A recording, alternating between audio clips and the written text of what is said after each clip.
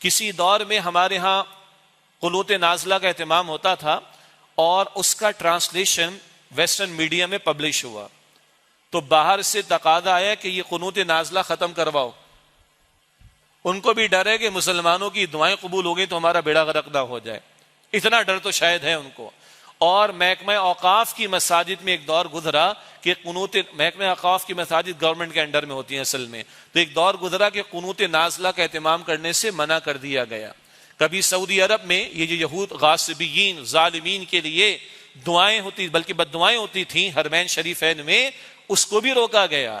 یعنی ہمارے حکمرانوں کی بغیرتی کا عالم یہ ہے کہ یہ امریکہ بدماش کو خوش کرنے کے لیے یہ قرآن کریم کی سورہ توبہ بھی نصاب سے نکلوا دے مشرف کے دور میں، اور یہ قنوت نازلہ پر پابندی بھی لگوا دیں۔ ان بغیرتوں کا حال یہ ہے، اور آج والے بھی بغیرتی میں کم نہیں۔ بہرحال پہلے سورہ توبہ اسلامیات کے نصاب میں وہ نکال دی گئی، پھر سورہ انفال جس میں بدر کا بیان، سورہ احزاب جس میں غزوہ احزاب بیٹل آف ٹرنچز کا بیان، پھر سورہ ممتحنہ جس میں ذکر ہے کہ مسلمانوں کی دوستی کافروں سے نہیں ہو سکتی، حسن سلوک ہونا الگ بات ہے، مگر وہ ان کافروں سے حسن سلوک نہیں ہوگا جو مسلمانوں سے جنگ کرتے ہوں اور ان پر جنگوں کو مسلط کرتے ہوں اور ان کو ان کے گھروں سے نکالتے ہوں اور ان کے نکالنے پر ایک دوسرے کی مدد کرتے ہوں، ایسے کافروں کے ساتھ تو حسن سلوک بھی نہیں ہوگا۔ یہ سورۃ الممتحنہ میں ہے۔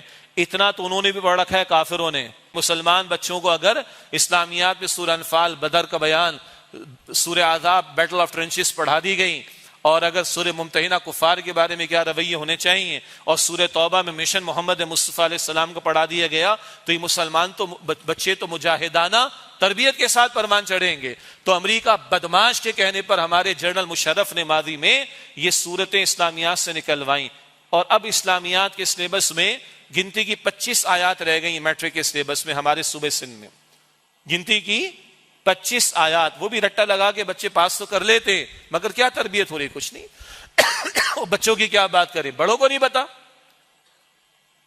2% لوگ نہیں ہمارے معاشرے میں جنہوں نے آج تک قرآن پاک ترجمے کے ساتھ مکمل زندگی میں ایک مرتبہ پڑھا ہو، اور ایک مرتبہ کافی نہیں۔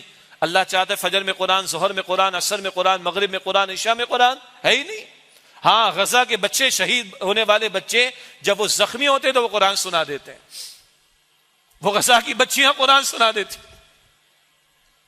وہ جن کے ٹانگوں کے آپریشن ہو رہے ہیں، جن کے شاید آکسیجن اویلیبل نہیں، انیستھیزیا پاسبل نہیں، وہ قرآن کی تلاوت کرتے ان کا آپریشن ہو رہا ہوتا ہے۔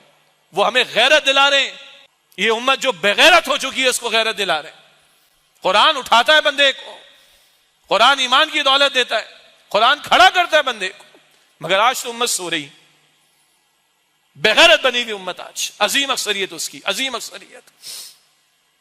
اور وہ بچے اور بچیاں قرآن ہمیں اٹھا کر دکھا رہے ہیں، یا قرآن کی تلاوت کر کے سنا رہے ہیں، بم برس رہے ہیں اس کے درمیان قرآن کی تلاوت کر کے دکھا رہے ہیں، وہ غیرت دلانے کی کوشش کر رہے ہیں۔ اچھا تبصرہ کیا کسی خاتون نے سینٹ کے اندر کہ ہم نے فاتحہ پڑھ لی اپنے مسلمان بچوں کے لیے، بچیوں کے لیے، عورتوں کے لیے، بوڑھوں کے لیے۔